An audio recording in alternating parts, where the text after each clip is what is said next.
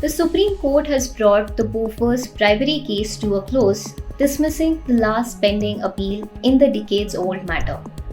A bench of Justice J.B. Pardiwala and Justice K. Vinod Chandran refused on August 6 to entertain Advocate Ajay K. Agarwal's challenge to the 2005 Delhi High Court order.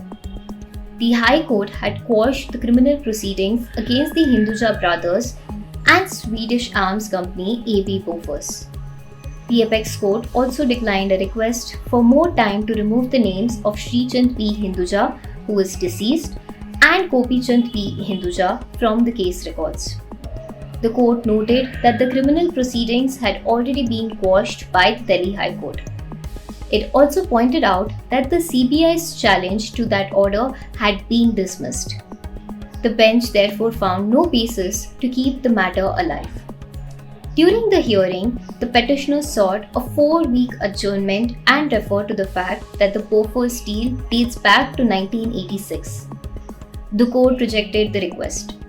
Justice Pardiwala questioned why the matter was still being pursued when all proceedings had already been quashed.